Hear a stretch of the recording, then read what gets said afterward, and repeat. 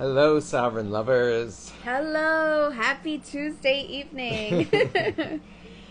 We've just been trying to be a little bit silly because we're dealing with kind of a heavy topic for me. And, I always get kind of in my head when I have to tackle a heavy topic.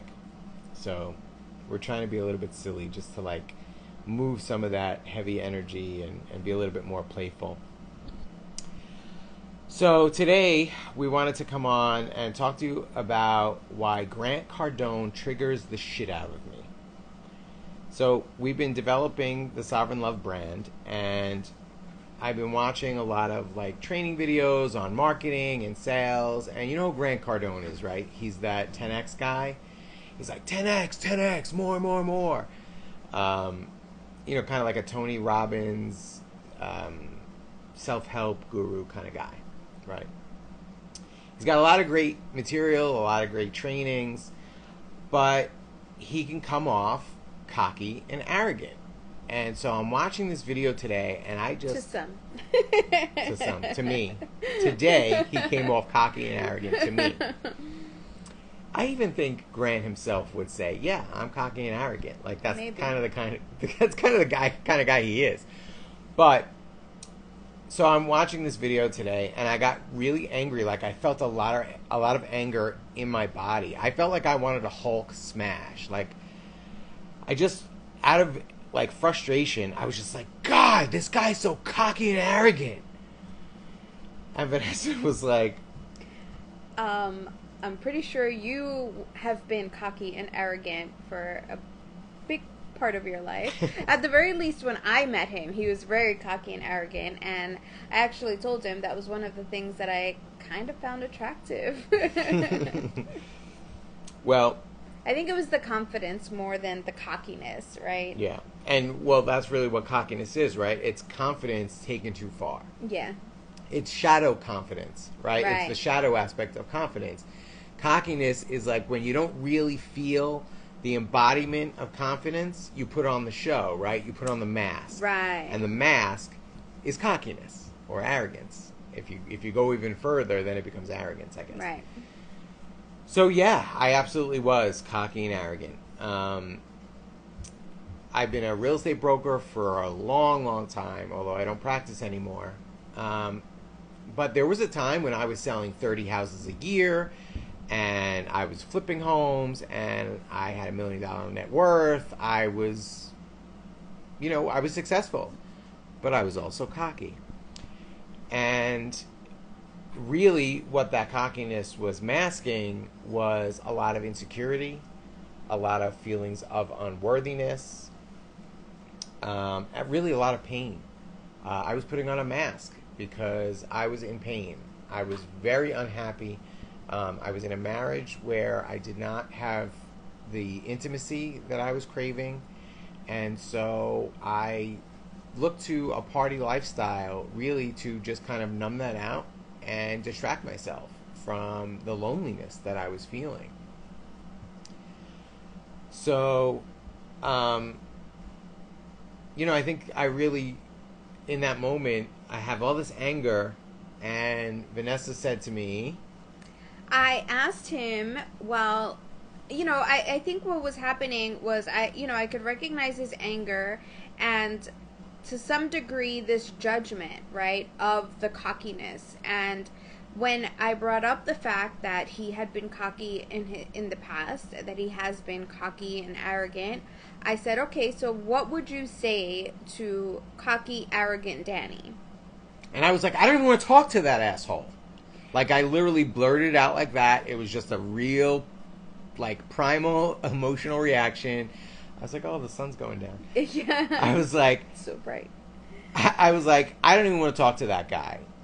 I realized in that moment, obviously this is a place where I need to forgive myself. I need to forgive myself for a lot of the toxic masculine behaviors. I was womanizing, and I was a functional alcoholic, so I was really in a pretty toxic place.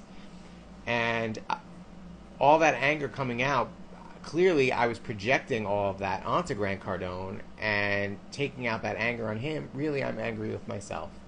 I'm angry with myself for having behaved that way, for having hurt people, for having hurt my ex-wife, for having hurt Vanessa at the beginning of our relationship when I was still in that toxicity. And it's hard. It's hard to forgive yourself sometimes.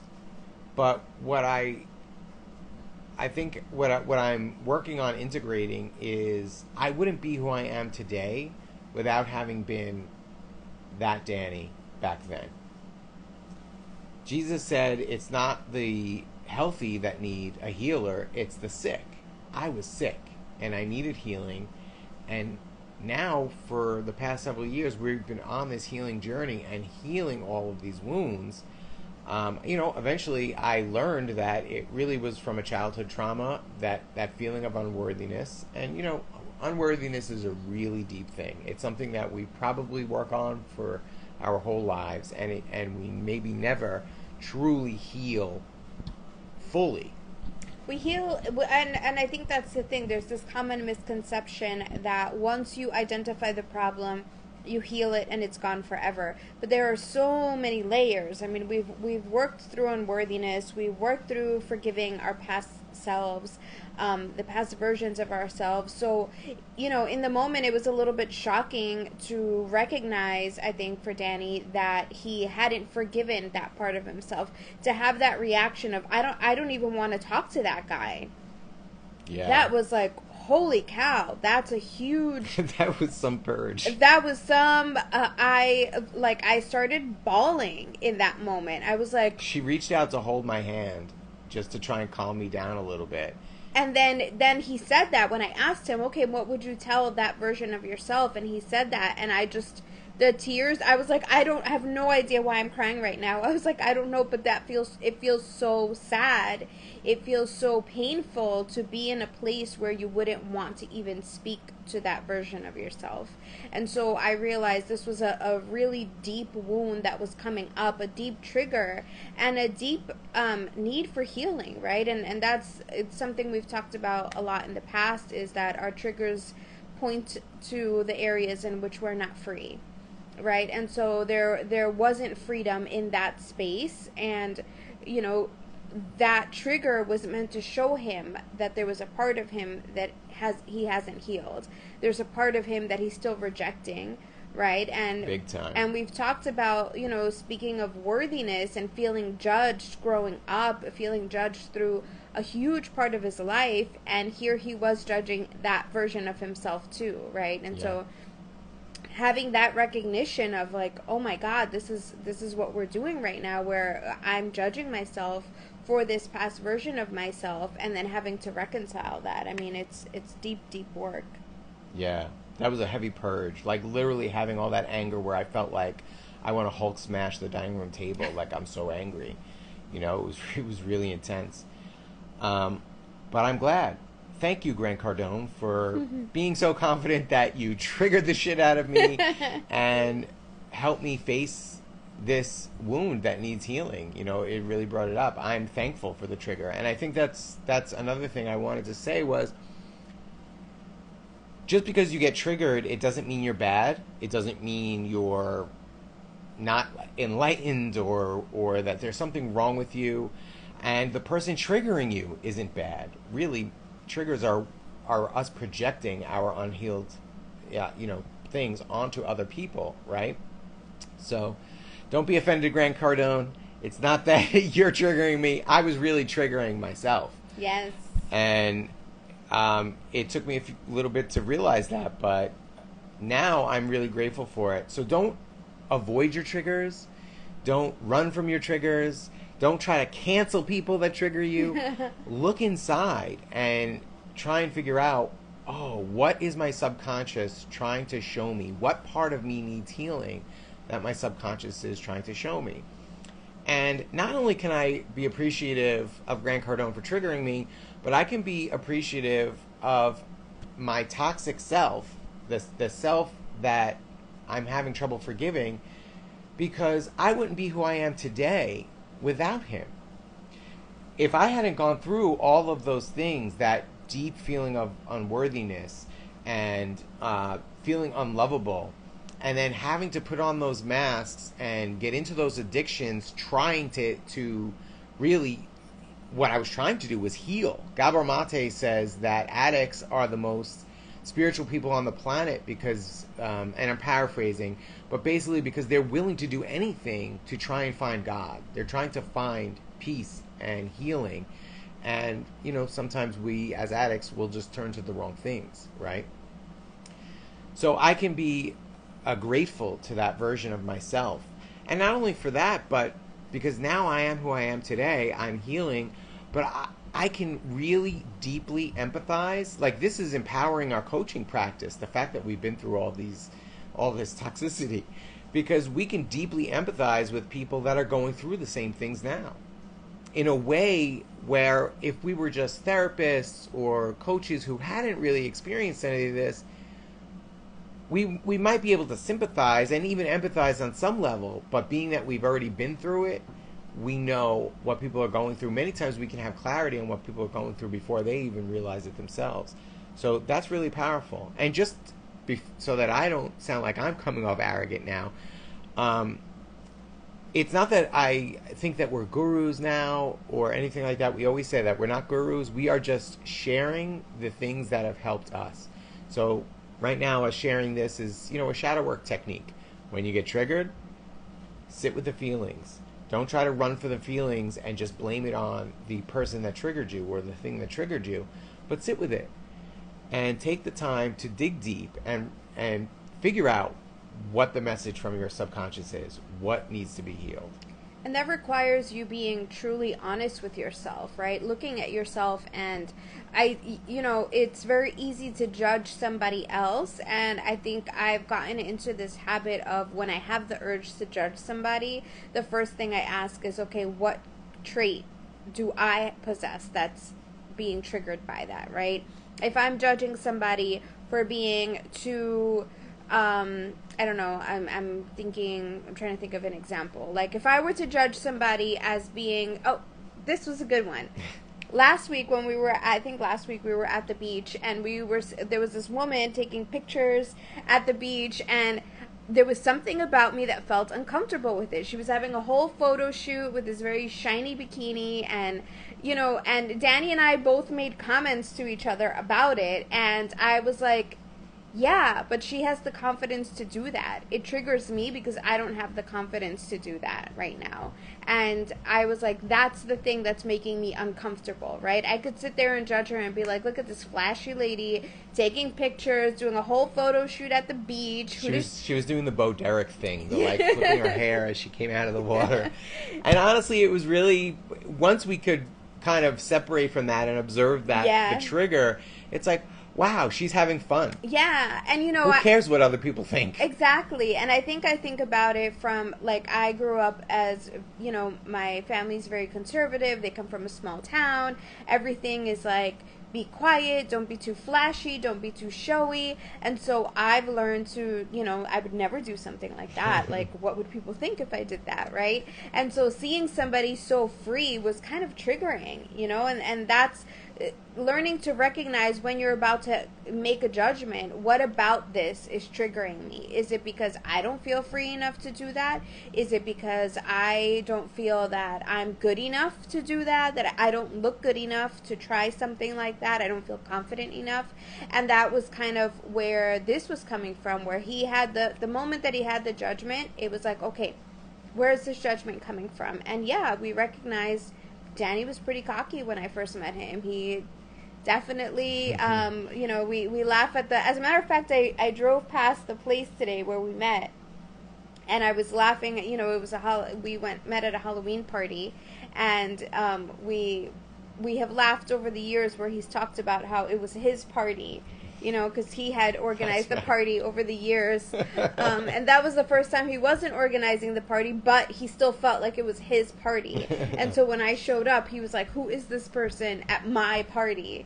How do I not know this girl? Yes. Let me go find out. And so that was his level of, like, cockiness and Who are confidence. you, and how did you get invited to my party? How did you get invited to my party? I do the inviting here. So, but you know, like that confidence of him being willing to come talk to me and you know, try to get to know me and stuff, that's what was attractive to me.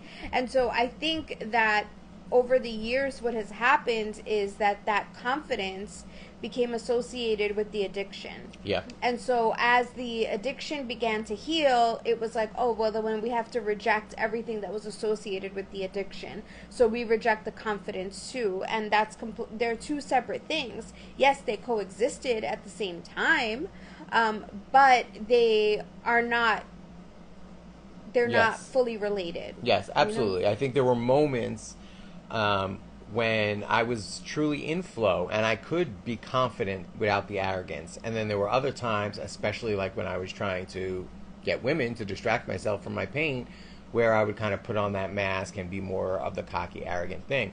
And I absolutely have conflated those two things. And I think that I've been limiting myself in terms of financial success out of a subconscious fear that I would go back to being that person. That if I become a financial success again and I can rise to that level or beyond of wealth, that I'll slip back into that party type lifestyle, very hedonistic or whatever it is. But I'm a different person now. The core wound, it was really a mother wound, which I've talked about a lot in our podcast, the Lovestream. The core wound that created those feelings of unworthiness and insecurity was a mother wound, and I've dealt with that. And that's not to say that I still don't have. I was crying about my mom yesterday. I went to see Thor: Love and Thunder with my son, and man, I don't want to give away any spoilers, so I won't tell that story yet. But it was really emotional for me, and I did some purging of grief for my mom, and you know, that's all. It's all tied together. So I guess it's not a surprise that this is all kind of coming up around the same time. You know, as we're trying to expand our coaching business, and I'm being challenged in this way. I'm being challenged. My self-limiting beliefs about my worthiness to be wealthy, to have financial success, right, are being challenged. I'm being confronted by that, and it comes in the form of Grant Cardone triggering me. So thank you, Grant Cardone. Yeah, I'm just kind of like feeling into that a little bit. I can be a financial success without getting back into that, because that core wound has been dealt with. And again, not that I don't think there might not be more healing, but I've healed. I'm confident that I've healed to the point where I'm not worried about that. We have an amazing relationship right now. I feel fulfilled. I feel loved on a deep level. I love myself much more than I did then. I think self-love is a huge part of that. In those days, I did not have the self-love that I have now, and which is why I had to put on the mask of arrogance. When you don't love yourself, you have to pretend you love yourself, and then it comes off that way, right? And I think that's the thing that happens, right? When you're making choices that are a shift outside of your comfort zone, all of your limiting beliefs are going to pop up. And, you know, so that's where all the triggers are going to come in. The limiting belief of, if I'm financially successful, like if I make the shift to go after financial success, then I'm going to go back into my old toxic patterns, right? That's the limiting belief that has to come up so it can be dealt with and it can be cleared. And so whenever you're about to go outside, whenever you step outside of your comfort zone, you're going to be challenged with the limiting beliefs. And that's part of the work, and that's part of what we help our clients work through, even in relationships, right? When we shift our relationship, when we decide to make a change, all the limiting beliefs pop up. We've experienced that with couples that we work with. As soon as we suggest something, they have all the buts, the ands, but I don't know if that'll work, but what if this, but what if that? All the limiting beliefs come up. And that's perfect, right? We want them to come up so we can deal with them. So those triggers can be looked at, and we can point to see where we're not fully healed, and we can work on healing, taking steps towards that healing. Yeah. So that's our little share for today. Absolutely. Thank you for being here with us. If you liked what we had to say, please share this video with your social media networks. Like and subscribe and all that jazz. And if you're interested in learning more about psychedelic relationship coaching, check out psychedelicrelationships.com. Thank you. Have a wonderful evening. Bye, Sovereign Lovers.